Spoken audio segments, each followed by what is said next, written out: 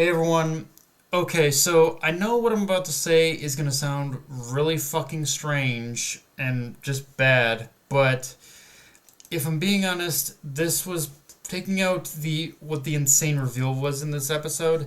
This was probably one of the weaker episodes, but it's not inherently because there's anything wrong with the episode, other than you can tell a lot of this was really focused on setting the stage for the next episode, with the obvious highlight being the insane reveal at the end that Stussy is not only Vegapunk's informant but also a clone of the real Stussy, Buckingham Stussy to be precise.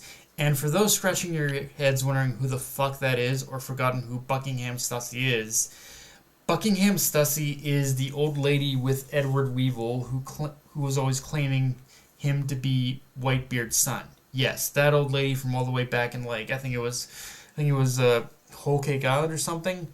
Although one little neat little detail is still that still slipped my mind and didn't really catch on until I saw a comment about it, is that when Old Lady Stussy was first introduced, she's seen drinking giraffe juice, and hundreds of episodes later, the Stussy clone reintroduces herself, basically knocking Kaku out and drinking his blood. Like, it's kind of a gruesome but oddly hilarious little, like, full circle detail that's just kind of interesting continuity, so to speak. But okay, the more obvious thing to talk about with this reveal is that Buckingham Stussy, the real one, was also once upon a time a member of the Rocks Pirates. So this in itself just piles on a heap ton of questions and the mystery of who Buckingham Stussy is. But one thing that is kind of has always kind of intrigued me personally, even is how has the clone of Stussy remained under the radar for so long without the government cluing in? Is it just they've been busy keeping tabs on the real one, or did Vegapunk throw some influence around? Like, it feels like a little like this is one of those reveals that feels for as cool as it is. The more I think about it, the more I'm thinking like it feels a little strange that the government wouldn't know about this clone or something. Like, it. I'm not saying and I'm not saying it in the sense where it's like a plot hole or anything, but it just feels weird that the government hasn't never clued into who this Stussy, who this Stussy was, even the clone. Like, was it just one of those things where they just assumed she died pretty much or something? I don't know. Like, it seems just a little bit weird to me. Or the only thing that I can fathom is they're too busy keeping tabs on the real Stussy. That's the only thing that makes sense to me, to really even notice that she was a clone. But okay, in either case, just getting this reveal in itself shows that one way or another, the legacy of the Rocks Pirates isn't truly dead just yet. Like, it's like Rocks himself might be dead, but the legacy of the Rocks Pirates himself, it's very much alive even in the modern day, and with so many of its members like dead or defeated. And it's one of those things that makes you say, okay, what exactly is this building to? Like, are we gonna get an actual revival of Rocks, or is something even more sinister, in the background of those who were once loyal to Rocks coming back and sort of like like continuing on his work? That's kind of something that makes you say we're in trouble. We are in trouble. If whether Rocks comes back or not, we're in some serious. The world's in some serious shit right now. Getting back to what I said. With all that said, though, and getting back to what I said earlier about this episode's pacing, it's one of those things where, despite how insane this reveal is, it's one of those episodes where I did have a little bit of that feeling of waiting down the clock for that reveal to happen. And I think this is the start of one of my biggest fears in regards to this arc, which is because Toei is switching up more accurately adapting the manga without adding anything extra. I oddly feel the sluggish pace even more than when they were adding anime-only scenes and content.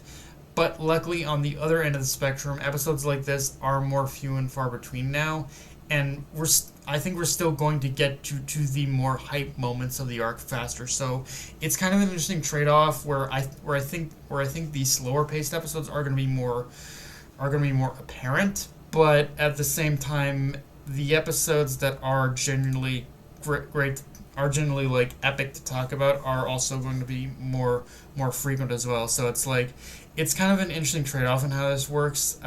It'll be interesting to see how this works in future arcs too, in my opinion.